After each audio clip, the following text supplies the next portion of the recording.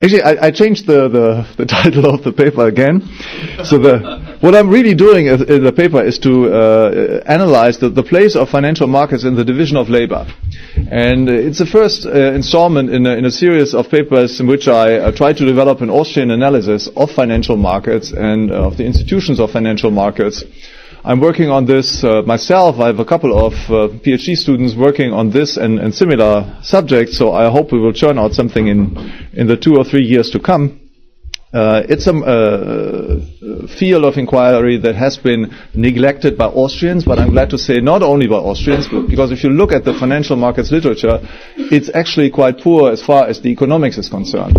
So we get a lot as far as investment is concerned, investment strategies, risk evaluation, and so on, but we do not really have an overall theory of economic theory of the financial market, in particular as far as their contribution to economic growth is concerned, which is of course one of the crucial questions that we have to ask ourselves. What is actually the aggregate value added of financial markets? Now, looking at the sheer size of those markets, it's clear that they are very, very important. To give you a rough idea, world GDP is around $50 trillion. It is right now nominally, it might be shrinking. Financial markets, this was in 2005. 2005 also, the size of financial markets without derivatives, so just stock markets and bond markets, was about $140 trillion. Okay, so it's about 3 times world GDP. So it's very important, and the question then is, well, what do they actually contribute to economic growth? There's some debate among economists on this question, and given the enormous losses that have occurred in the past 18 months, you might say whatever the contribution might have been, the marginal, whatever, 0.5 or 1% or 2% contribution to growth rates in the past 20 years, they were all wiped out by the events of the past 18 years. So can financial markets do any good? Intuitively, as Austrians, and probably even more so as libertarians, we should say, well, of course, financial markets should make some positive contribution. After all, they result from contracts. And so if people make contracts, I mean, they have a good reason for this, so at least they improve their net value position as compared to a situation in which they would have been without financial markets. So the whole point is to clarify these things in a systematic manner. And what I do in my paper, of which I didn't bring copies, but I'll be glad to send copies to those who are interested, I approach the subject from the point of view of the division of labor. Why the division of labor? Well, it's the most basic theoretical element by which we explain the benefits of social cooperation. And unfortunately, as all teachers of economics here know, it's a theory that's very much neglected in economic teaching and in economic theory. And so the only place where mainstream textbooks today talk about the division of labor is in international economics. Okay, so in international economics always starts off with the division of labor, so then you get Ricardo's absolute advantages and comparative advantages. It's wonderful. But in all other classes, apparently, that's not really important. There's no mentioning of virtually never mentioning of the theory in microeconomics, and not even in macroeconomics, where it would really be important. So, as Austrians, of course, we have always a presentation of the benefits resulting from the division of labor in our main textbooks. So human action, even before it gets to the market, we have a discussion of the division of labor, man, economy, and state, same thing. And this theoretical element is of fundamental importance also when it comes to evaluating the contribution of financial markets, because all special benefits derived from financial cooperation are in fact particular manifestations of the general benefits resulting from the division of labor. So what are these general benefits? The division of labor always creates a physical surplus, and the amount of total products that result from human beings that are coordinated in a division of labor. That is, they do not just produce as if they were the only persons in the world, but also produce in view of the needs of other people. the total output is larger than the total output that would have resulted in such a setting in which people just produced as if they were the only persons in the world. So we get a physical surplus. And this, ladies and gentlemen, holds, of course, whatever the two goods, or 5 or 6 goods, or 5,000 or 5 million goods that are concerned. Now, we are not all necessarily interested in a physical surplus, right? So physical surplus always results from a division of labor, but we are only interested in those surpluses that have subjective value for us. Right, so we can, of course, organize this whole room into a division of labor. We're all producing paper planes. Might be actually fun, but they would not have that much value, actually, I guess, for most of us. So it would be actually a waste of time. It would be a higher opportunity cost. Right? We would have to renounce to many projects that we could also have pursued. So the surplus must have value, and the division of labor must therefore be organized in a way that is value productive for all participants, for all members of this society that engages in the division of labor. And this is the heart of the coordination problem. So we have the question, how should the division of labor be organized? And there are various techniques. Of course, we can either have voluntary arrangements, of which the free market is a part of. We can have coercive arrangements, right? We've got one guy with a big stick that bullies people around and tells each one what he has to do. If we have voluntary agreements, there can be settings like we can have a big Soviet, right? A council, everybody sitting together and making a common plan, and then united with a common idea, we're marching separate ways. That's wonderful. Or we can have a division of labor even without having a common plan. And that's the great charm of the market economy. We don't need to have a common plan in order to have many, many million and billion of people actually be coordinated in production. And we know that the market solves this coordination problem through the price system, which creates different returns on investments on different investment projects. Which brings us to the subject of the coordination between savers and investors, and that's fundamentally the problem that we have to discuss as far as our subject is concerned. So there is a division of labor between savers and investors. And this division of labor is likely to produce a physical surplus, just as any other form of the division of labor is likely to produce a physical surplus. The physical surplus results, most fundamentally you can distinguish between the cases where saving and investment is united in the same person, and the other case in which saving and investment are pursued by different groups of persons. So there would be savings and investment, of course, even in the complete absence of a division of labor. Right? People would simply specialize in different investment projects and therefore contribute a physical surplus from the aggregate point of view. If we have specialization, how can we imagine this? Well, very simply, I mean, some people are just better at saving, right? They are better at living a frugal way of life. Well, I see that's not the American part of the story. What are these people like here? And other people, so this might be French, right? French people, or Chinese, Japanese. Japanese are very frugal.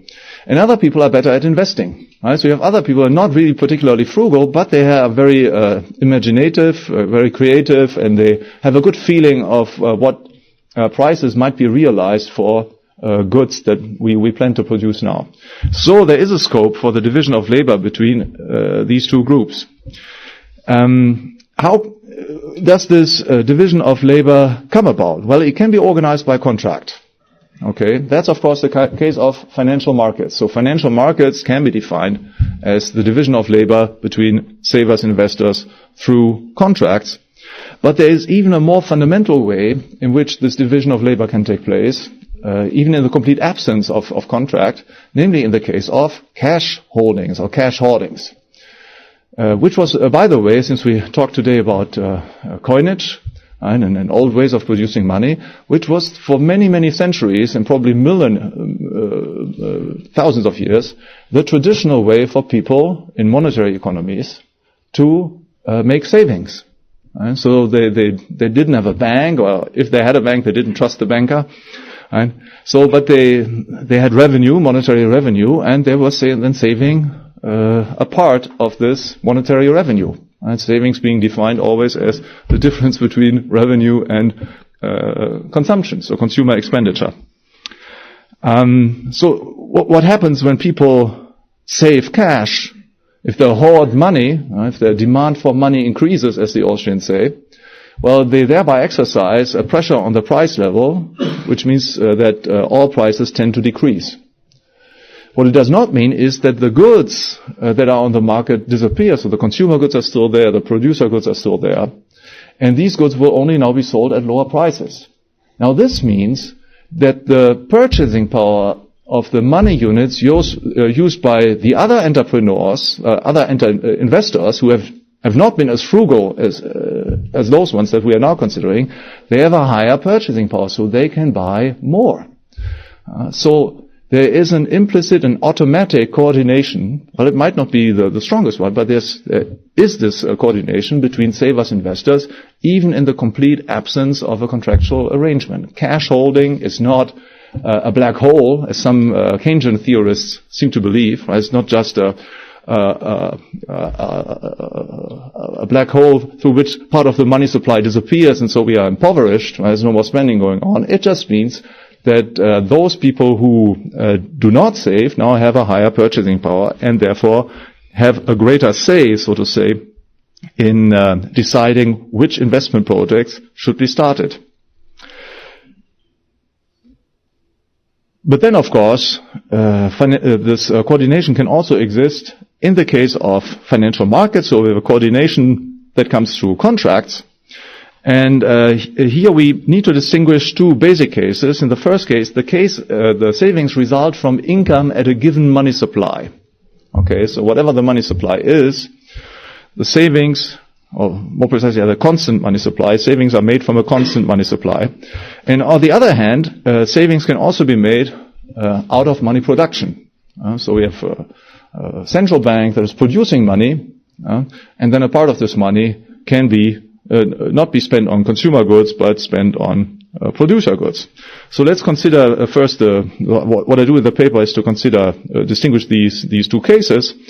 And the result is, if we now look at the impact of financial markets on the volume of investment and on the volume of savings, we find that, of course, the volume of investment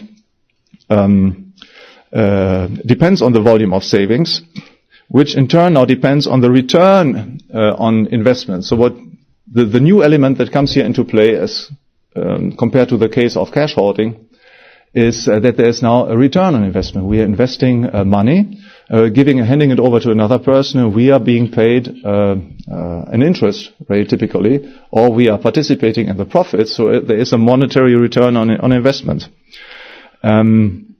So the aggregate positive effects that result from this is that the specialists, the better investors, get a greater hand. They are relatively more important. So the quality of investment improves, and this might have therefore a positive aggregate impact on physical output. On the other hand, the volume of investment, of savings, and the volume of investment does not necessarily increase. This depends on the time preference of the market participants. Let me maybe just give an example.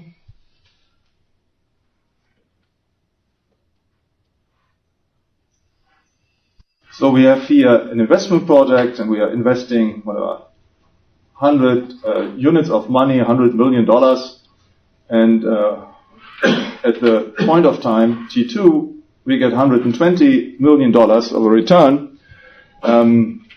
Does this now, whereas before we had 100 units cash holding, and now we get also 100 units cash holding.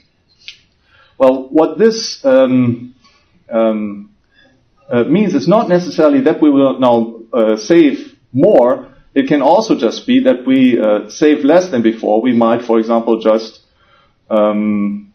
so we have a 20% return here. It might be And we might, for example, reduce our overall investment, overall savings to 90 units, and we get a return of 108. So we would still be better off than in our initial situation, but the overall volume of savings would have been reduced. So in other words, we have here an income effect. Okay. In the Austrian literature, we have a certain debate on the income effect. Right, so we have people like Hans-Hermann Hoppe and Murray Rothbard who hold that as income increases, the total volume of savings always increases as well because time preference is positive. So one of the few diagrams that we find in, so this is revenue, this is the social time preference, so the interest rate. Alright, so we have this diagram that we find, for example, in Hoppe, one of the few diagrams that he uses. And so the idea is that as society becomes richer, the time preference diminishes, so people are saving more with a quasi-automatic process of capital accumulation and progress of civilization. This has been criticized in a very good paper by Walter Block and Bill Barnett, who show that this is certainly, this might be so empirically, but it's not an a priori law. It's not necessarily the case from a logical point of view that people who have a higher income therefore save more. It all depends on the time preference. A person might save more if his time preference is actually low, but if he has a high time preference, the additional money available will not be used for saving, but for consumption. So, what does this leave us with? It leaves us with the conclusion that from a praxeological point of view, there is no systematic impact of financial markets on the volume of savings, and therefore on the volume of investment. It might have a positive contribution, and it might also have a negative contribution. Now, this is very difficult to evaluate empirically. Empirically, we just observe what has happened. It's difficult to compare this to what would have happened in the absence of financial markets. Okay, what are the particularities if the savings come from increases of the money supply? Many Austrians would be inclined to deny that this is a case of savings at all. And if we just increase the money supply, how can we say that the volume of savings has increased if we do not spend all of this money? But I think from a purely definitional point of view, one cannot get around this. And savings are defined as the difference between revenue and consumer expenditure. So if our revenue increases, and it certainly increases by money production, and we spend as much as before on consumer goods, then by definition savings increases. But what does have to be what we have to do now is to distinguish between the monetary level of savings and the real level of savings. And of course, the real level of savings, the real level of investment does not necessarily increase. Right? All that happens is that the money supply increases. So we benefit some investors, namely those that are closest to the money producer, at the expense of later investors. So we have an impact on the structure of production, but we do not get an overall increase of real savings and of real investments. Financial intermediation does not bring any new aspects into play, because financial intermediation is just like a little bit like indirect exchange, the use of money. It's just two financial markets subsequent in time. For example, if you consider a bank, we have a bank customer giving a credit to a bank, and then the bank hands over a credit to another person. So we have two financial markets. So the general principles that are involved are not different.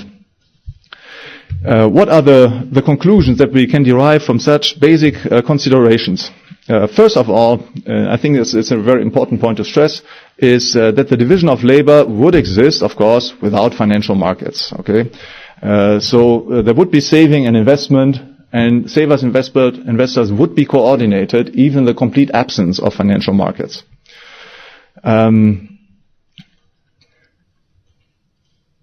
And there would even be a coordination, between specialists in savings and specialists in investment without financial markets. So the possible contribution of financial markets from an a priori point of view is marginal. Right? So there would be a positive contribution, but it's not the case that, for example, if we had well, to give a practical application, which is the present situation in which we have to ask ourselves, well, what would happen if we let the whole economy melt, the whole financial markets melt down, if the governments no longer intervene into the economy? Sometimes we're listening to, well, President Obama who says, well, everything is based on credit, so no more credit, well, everything will just vanish, there will be this big black hole. Well, from basic consideration, we can infer, well, that would not necessarily be the case, or would certainly not be the case that everything would just vanish. There would be different forms of investment. There would be different forms of the coordination between savers and investors, more primitive, certainly, than in the case of financial markets. But it's always they would provide a rock bottom from which financial markets, after having melted down, could rebuild anew. Thank you very much for your attention.